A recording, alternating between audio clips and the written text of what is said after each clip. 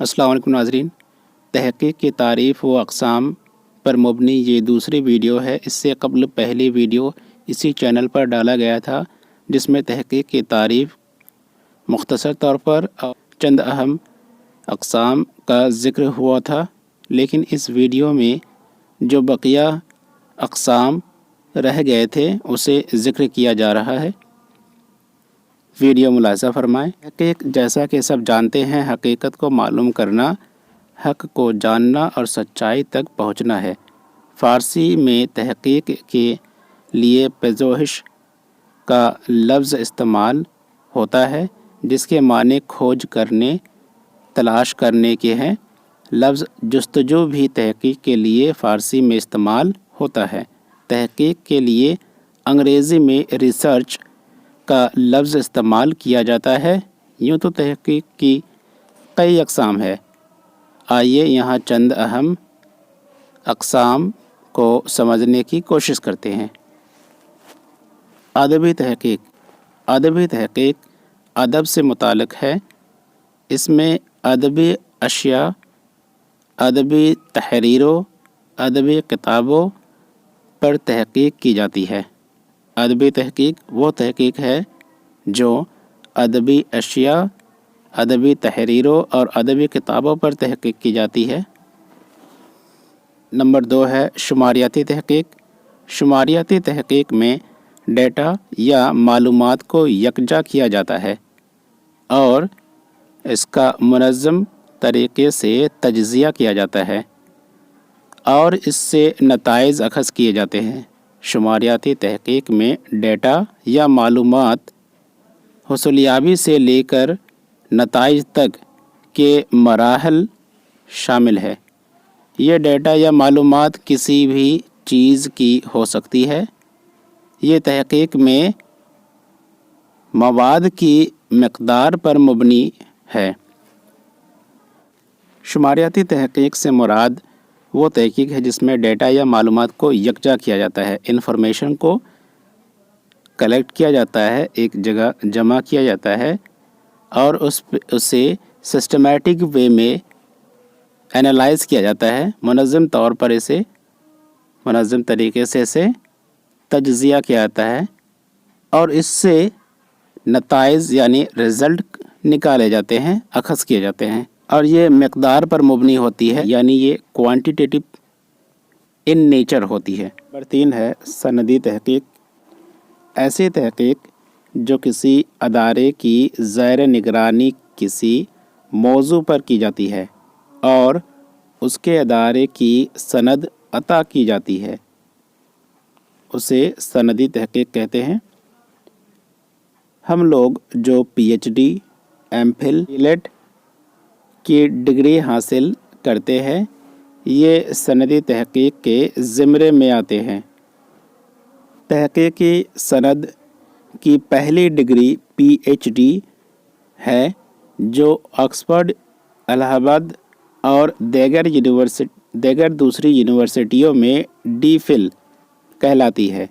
इससे आगे की डिग्री इंसानियात व समाजी साइंस में DLED, डॉक्टर ऑफ लिटरेचर या डॉक्टर ऑफ लेटर्स है और साइंस में DSc।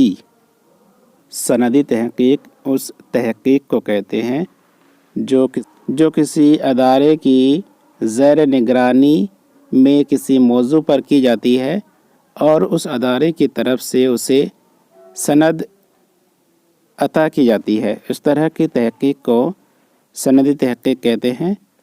सनदी तहक़ीक़ में जो हम लोग PhD, MPhil, DLED वगैरह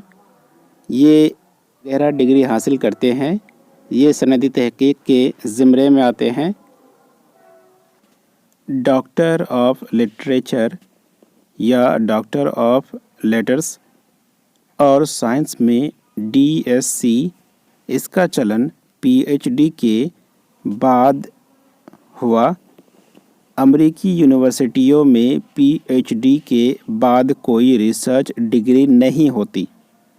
دہلی یونیورسٹی اور علی گڑھ مسلم یونیورسٹی میں بھی یہ ڈگری یعنی ڈی لیٹ، معاف کیجیے گا یہاں پرنٹ مسٹیک ہے، ڈی لیٹ کی ڈگری پہلے رائج نہیں تھی، یہ کچھ چند برسوں پہلے یہ رائج ہوئی ہے۔ ایم اے اور پی ایچ ڈی کے بیچ ایک ڈگری ایم فل وضع کی گئی ہے۔ پہلے یہ ایم لیٹ کہلاتی تھی، ایم فل کی ڈگری پہلے ایم لیٹ کہلاتی تھی، اب بھی یہ بعض جگہ ایم لیٹ کے نام سے برقرار ہے۔ اس کے دو حصے ہوتے ہیں، پہلے حصے یا سیمسٹر میں کچھ درسی امتحانی پرچے ہوتے ہیں، دوسرے حصے میں ایک مختصر تحقیقی مقالہ لکھنا ہوتا ہے۔ اس کے لیے 6 مہینے سے 1 سال تک کا وقت دیا جاتا ہے، جو بعض صورتوں میں بڑھ بھی سکتا ہے۔ ایم اے اور پی ایچ ڈی کے درمیان میں ایک ڈگری ہوا کرتی ہے جسے ایم فل کہتے ہیں، اور ایم فل کو ایم لیٹ کے نام سے بھی جانا جاتا ہے۔ ایم لیٹ یعنی ماسٹر ان لٹریچر اور ایم فل مطلب ماسٹر ان فلسفی۔ کے 2 حصے ہوتے ہیں، پہلے حصے میں درسی امتحانی پرچہ لیا جاتا ہے، پرچے ہوتے ہیں، اور دوسرے حصے میں ایک مختصر تحقیقی مقالہ لکھنا ہوتا ہے۔ غیر سندی تحقیق، اس طرز کی تحقیق میں محقق بالکل آزاد ہوتا ہے، وہ کسی بھی موضوع پہ اپنی دلچسپی کے مطابق تحقیق کرتا ہے، اسے کسی ادارے کی نگرانی یا اجازت کی ضرورت نہیں ہوتی۔ غیر سندی تحقیق جیسا کہ نام سے ظاہر ہوتا ہے جو ڈگری کے لیے نہیں کی جاتی، اسے عموماً درس گاہوں کے ڈگری یافتہ اساتذہ کرتے ہیں۔ یہ درس گاہوں کے باہر دوسرے اہل شوق بالعموم اس کا معیاری سندی تحقیق سے کافی بہتر ہوتا ہے، کیونکہ اس کے کرنے والے زیادہ پختہ ہوتے ہیں۔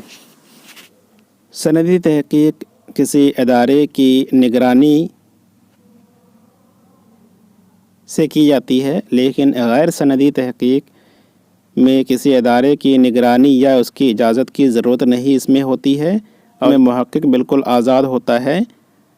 اس میں کسی طرح کی موضوع کی کوئی رکاوٹ نہیں ہوتی ہے، محقق اپنی دلچسپی سے تحقیق کر سکتا ہے۔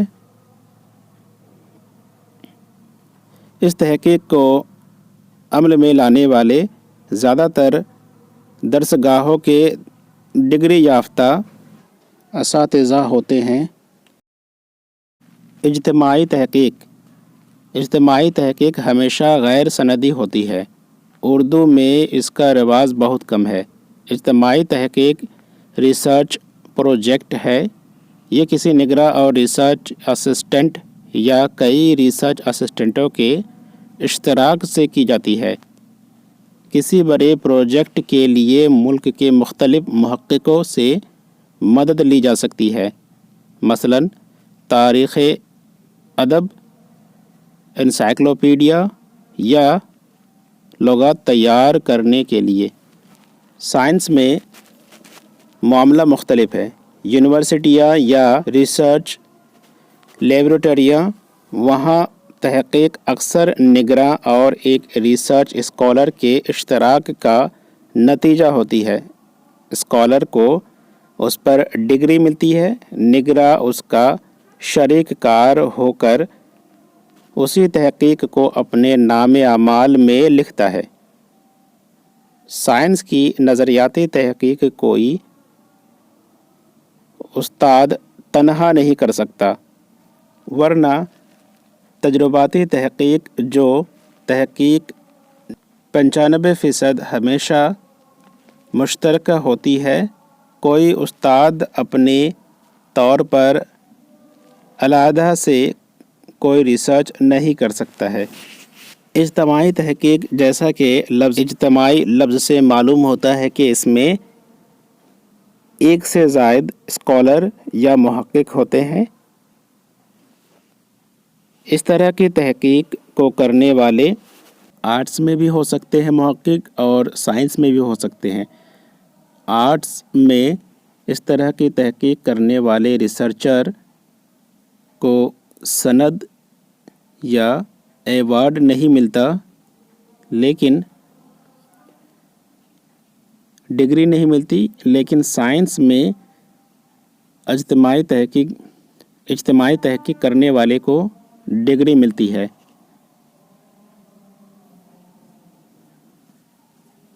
اجتماعی تحقیق یہ بڑے پیمانے میں کی جاتی ہے، جیسے کہ تاریخ ادب پر، انسائکلوپیڈیا پر اور لغات تیاری کرنے کے اوپر یہ تحقیق کی جا سکتی ہے، جسے ایک محقق اکیلے نہیں کر سکتا۔ اس وجہ سے اس میں ایک سے زیادہ محقق یا اسکالر کی ضرورت پڑتی ہے، جس وجہ سے اسے اجتماعی تحقیق کہا جاتا ہے۔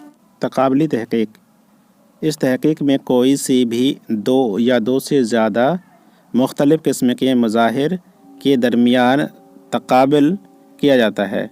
تقابلی تحقیق سے کسی تھیوری، کتاب، ریسرچ، فرد کی ادبی، سماجی، سائنسی، سیاسی، خدمات، اشیاء وغیرہ کے درمیان مماثل اختلافات، برتری یا کمتری کا عمل کرنے کی کوشش کی جاتی ہے۔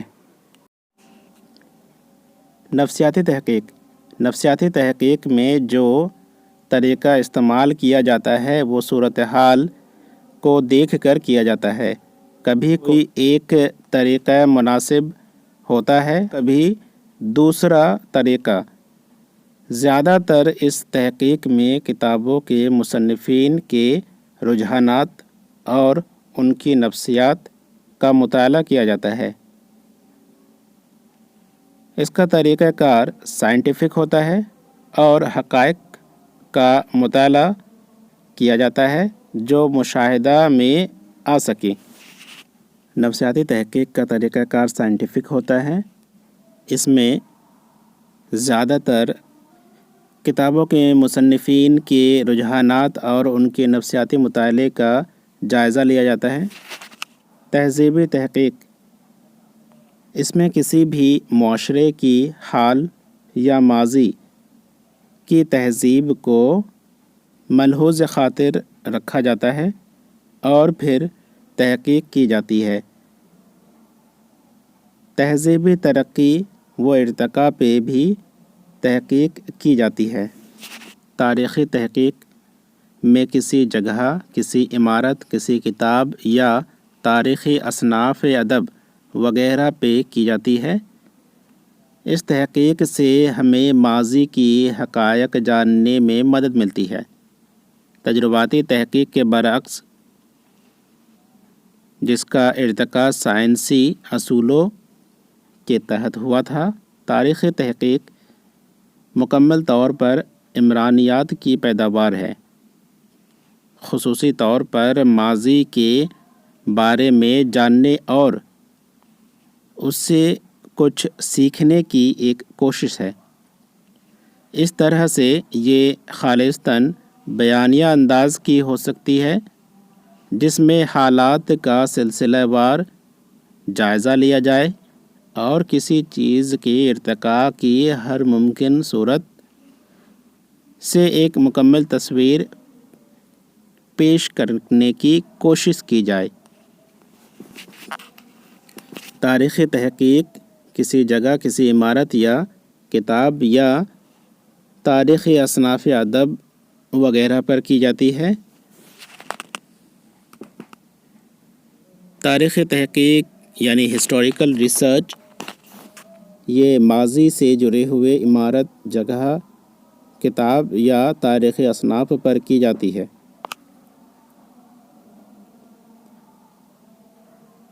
یہ خالصتاً بیانیہ انداز میں ہو سکتی ہے، جس میں حالات کا سلسلہ وار طور پر جائزہ لیا جاتا ہے۔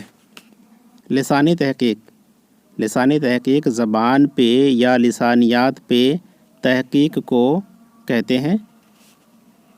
اس تحقیق میں لسانی زاویہ سب سے نئی راہیں تلاش کی جاتی ہے۔ محقق، اجتماع انتقاد اور تجزیاتی مطالعے کے بعد بھی لسانیات پر تحقیق کرتا ہے۔